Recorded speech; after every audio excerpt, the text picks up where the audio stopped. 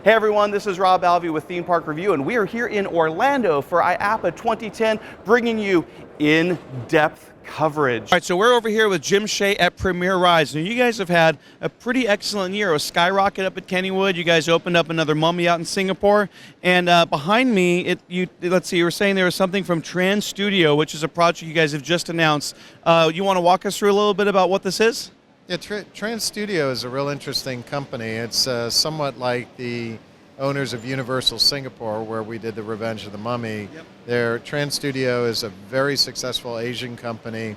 They're involved in a myriad of products like financial services and media related, where they own TV stations.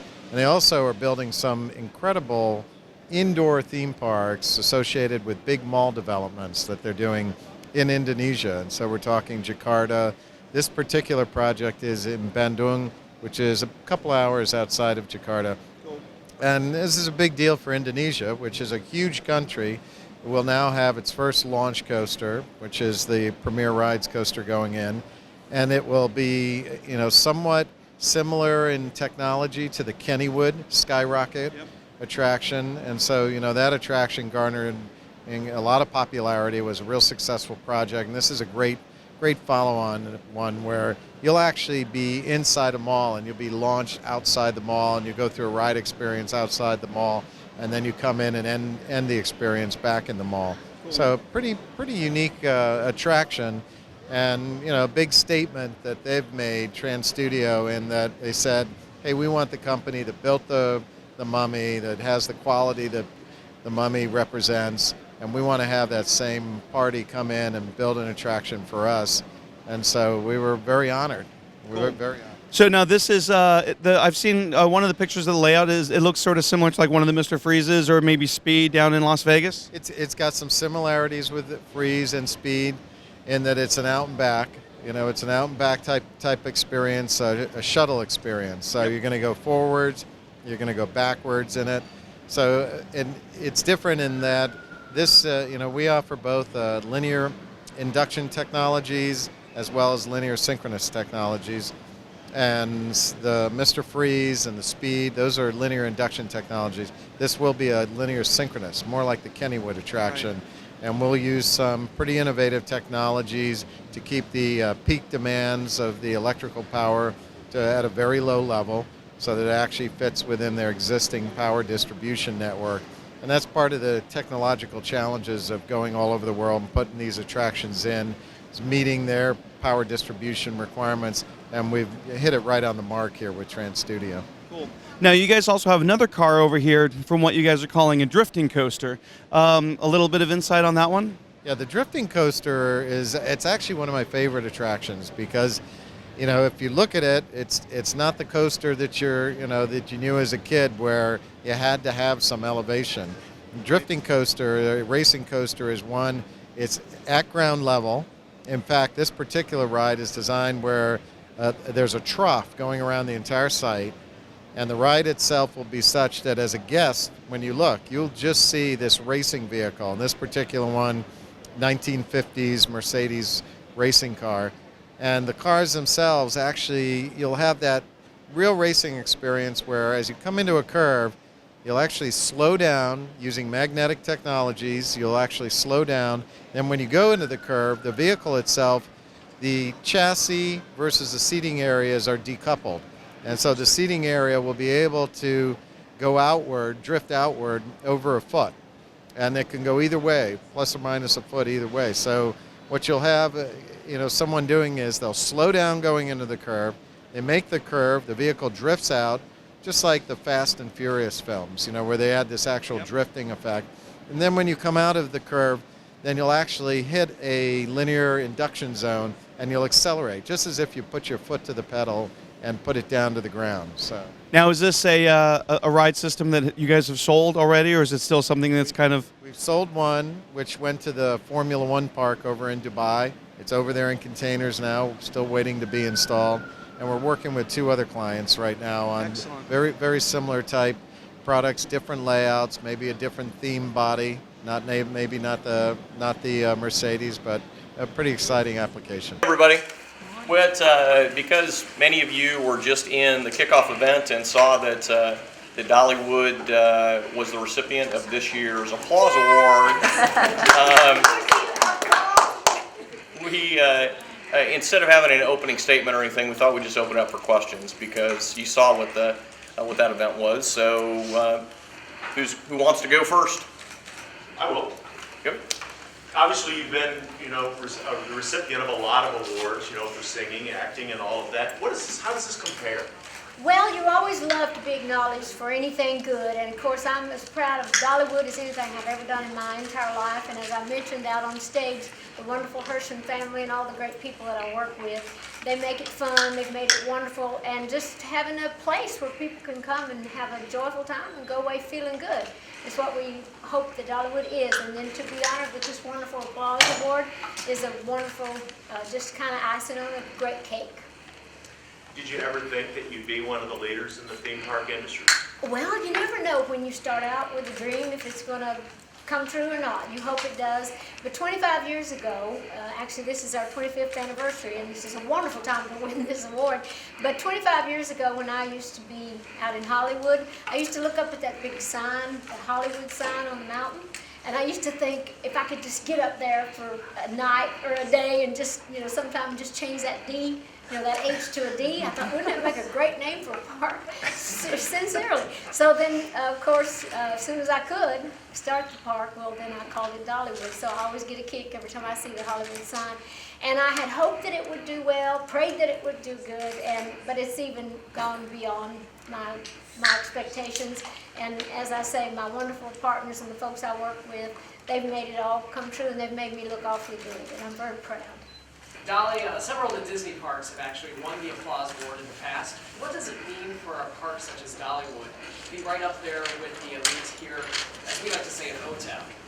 Well, it feels good. It makes you feel like you're up there with the big guys, and it's like you always hope to do well. Of course, with the Hershon family, they have all these wonderful places that they have all around the country, Silver Dollar City and all the things. They've actually won the Applause Award for different things, and I'm very proud to be part of that. I'm proud again that I could help, win that again for them, because it's about having wonderful partners and people that know what they're doing. But it makes you feel like you're doing something right. It makes you feel like, I know 25 years ago when I had the idea to start Dollywood, my business people in LA thought that I was making a big mistake.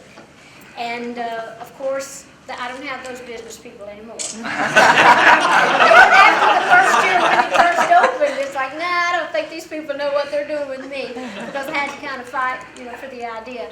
But it just makes me feel like I'm up there with the, with the big folks, and it just makes me feel proud to have my name up there and seeing a dream come true and knowing that we're doing wonderful things for people, obviously, for families, and we're proud of what the park stands for. And so it just always feels good.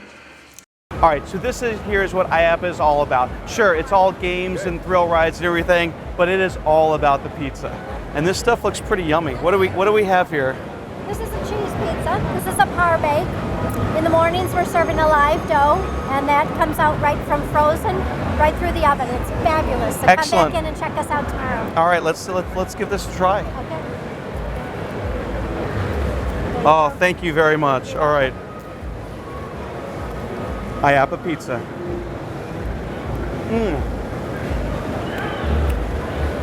This is what we came out here for. Excellent. All right, so we're over here with Larry Hayes at Weigand. Now, Theme Park Review has been following these rides all over the world. They make the Alpine coasters, they make the Alpine slides. Kids rides, I know we have probably gone down numerous amounts of your slides. So Larry, can you tell us a little bit about how 2010 was and what we can look forward to in 2011? We had an absolutely terrific year in 2010 in North America, as well as in our other markets across the world. We had 6 installations of the Alpine coaster at some of the largest ski resorts in North America, and 2011 is lining up to be identical. We look to do another 5 or 6 installations for 2011. We're also excited about some dry slide products that we have introduced to North America, which are more or less architectural features. One is going into a luxury condominium penthouse in New York City. Wow. With a special finish that makes it look like a mirror, and yet it's a stainless steel slide. We are working with a number of architects across North America who are interested in adding our slides to the lobby of new buildings to not only be operational but also to act as I say, an architectural feature as people come into the lobby of these buildings. That's really cool. So this year we rode tons of your slides, kind of almost internationally. We did the one up at Oakwood Leisure Park in Wales. We did Labadie. We did Bayern Park in Germany. And you mentioned a few installations in 2010. What were some of those parks that you guys have recently installed at? We installed in Breckenridge, Colorado, which is a Vail Resorts resort. We'll be also installing at Blue Mountain in Ontario, Canada. We had installed last year at Christmas time Mont Saint-Sever, which is outside of Quebec. We're installing, as we stand here today, at Cranmore, which is in North Conway, New Hampshire, and Okemo, which is also up in the Vermont area. We installed a smaller mountain coaster over at Spirit Mountain, which is in Duluth, Minnesota, which opened in June, and it's done phenomenally well for this smaller resort. And as I say, the 2011 and 12 future looks very good for us. That's great. So we're standing here by something that I think is called, is it the Y-Flyer? WeFlyer.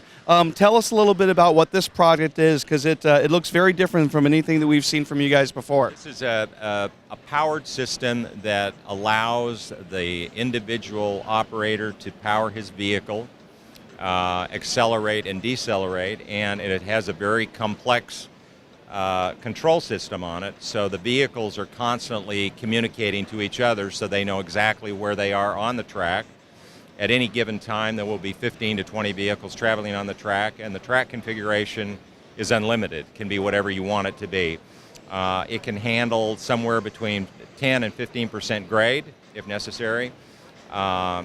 We think it's going to be a very exciting ride, and it's technology that we developed several years ago, and it's been in testing, and the first ride will open and debut in Germany in the spring of 2011. Excellent. So this is sort of like a suspended bob cart then, kind of? It uses that technology, but it will have the same sort of experience as a suspended roller coaster, because you'll be swinging on the turns just like suspended roller coasters do. And are you able to say what park it's going to open up in Germany? I can't right now, no. Excellent. No, I totally understand. We get it. No, this is all very, very exciting. So thank you very much for taking the time to speak with us, and we look forward to sliding down many rides next year. Thanks. Thank you. All right, Adam, so we are here. I think this is the S&S Mini Scream and Swing kind of thing. And I'm looking up. My manhood's being challenged a little bit by the restraint. And wow, that was actually kind of... Yo!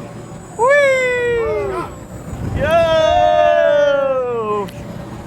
Whee! Oh! And here we go. Oh! Whee! And this is silly. Yeah. I think Kid Tums would approve of this, though. Yeah, I think There's butterflies. How could you not like a ride that has butterflies and flowers all over it? it's next to a frog hopper. And it's next to a frog hopper. That's true. All right, everyone. S&S Mini Scream and Swing.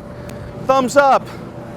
This is the official S&S frog hopper that we've seen all over the world in like hundreds of different parks, and we're here today going to ride. I'll admit I'm a little squished in here. We got Jake over here to my right and Adam over here to my left. Are you guys ready? All right, let's do it. All right. I'm a little nervous. Kid Tums is going to be very, very jealous of me since she is the ultimate frog hopper enthusiast. As it slowly rises to the top. When will it drop? Nobody knows. Do you know, Jake? No, I don't. Don't look up. You're just going to ruin the suspense. Oh God, we're at the top. Oh! Whee! Whee! It's very bouncy. I feel like I'm gonna fall. Yeah. Okay, and we're at the top again. Whee! Whee! Whee!